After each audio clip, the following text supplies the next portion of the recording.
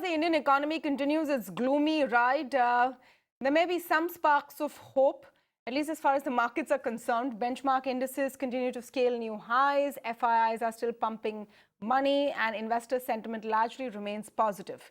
But what's in store ahead, and where should you be placing your bets?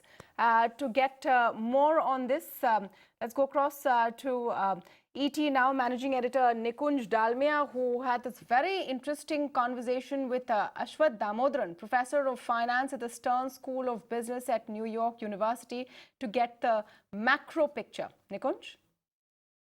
Hi Tamanna, it's always good to be part of IDD. And Tamanna, what we're trying to bring out for our viewers is that we've put an exciting decade of returns behind us. But how do you really value stock markets, and what essentially is the right barometer to look at stock markets? Aswath Damodaran, in my book, is one of the foremost authorities, and he's called as the Dean of Valuation. His understanding of market behavior, his understanding of financial numbers, and how should one really interpret financial numbers is very deep and very insightful. So it brings me great pleasure to welcome Aswath Damodaran on the show today.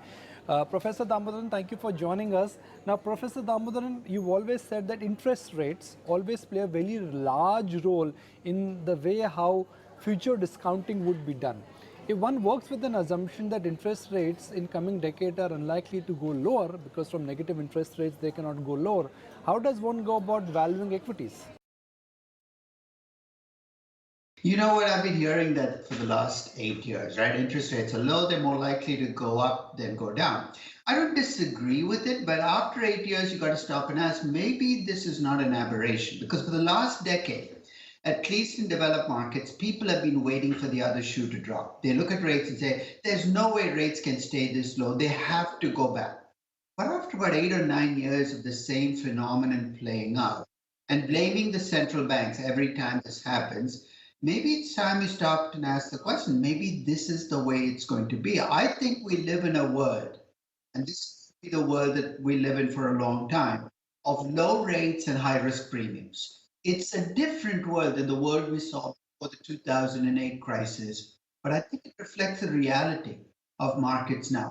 Low rates are here to stay. Having said that, rates, if they go up, whether they affect stocks badly will depend on why they go up. And let me explain. Rates can go up because the economy is doing much more strongly than expected. That's one reason. If that's the reason rates go up, it's a mixed effect, because rates going up makes stocks, they're less attractive, but a stronger economy helps your earnings and cash flows as well. The net effect could very well be positive. So you could see rates go up and stock prices go up. If rates go up because inflation goes up, that's a much more negative scenario. So I think when you think about rates going up, you got to stop and ask the question, why are rates going up? Because the reason might drive how you think about stocks. Well, Professor Damodaran, what we've also seen is that there is definitely a tilt and a shift towards large cap businesses. Mid cap companies have become large cap companies, and large cap companies have become mega cap companies. That is also evident in India. The case in point here is Bajaj Finance, Reliance Industries, D-Mart, Indigo. What do you think this means for investors? Because currently large part of the money is already allocated in some of these large stroke mega caps. In some sectors, that's going to happen simply because of the nature of technology. Winner-take-all businesses are becoming more the rule than the exception. You look at online advertising. Hey, Facebook and Google are not only winning, they're winning at bigger and bigger rates every year, because if you want to advertise, you want to go where the people are. And guess what? Where they are? They're on Facebook and Google. So I think as long as that phenomenon kicks in a sector, you're going to see big companies get bigger. And I don't think it applies across all sectors. It's not like big steel companies are getting bigger. It's the phenomenon that you see play out in some businesses because it's becoming more of a winner-take-all kind of business. And that's becoming more common. And maybe we need to stop and ask a question about antitrust laws and how they're written. Because antitrust laws, as they were written, were designed to protect the consumer.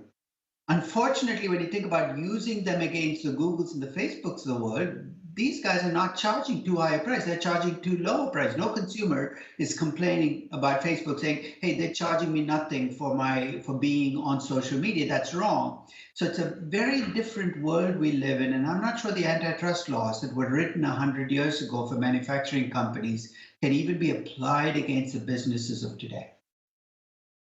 Now, Professor Damodaran, each decade has its own set of winners, gainers and losers. Each decade will also see emergence of disruptive trends. So if you have to stick your neck out, and I literally mean this one, stick your neck out, and pinpoint some specific corporate groups which have potential to gather market share or surprise investors with their earnings growth, where would you like to, which are the names you would like to nail it down to?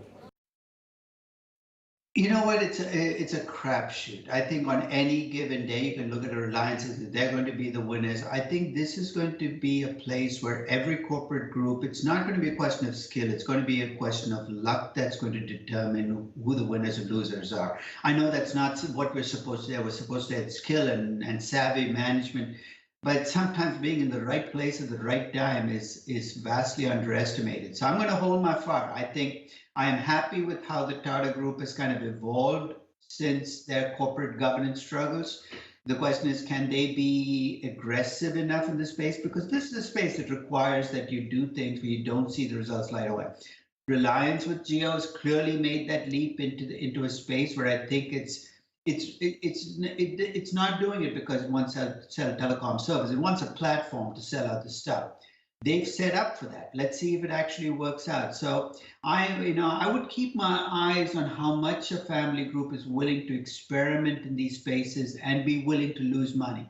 Because I think that's what's historically held them back, is that they need to make money to show that something pays off.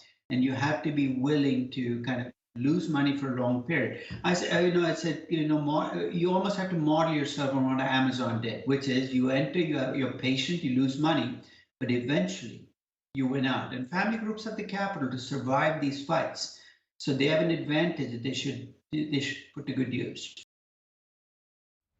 Well, that was an excerpt of my conversation with Professor Aswath Damodaran. Of course, you can tune in tomorrow morning at 9:20 for the entire show.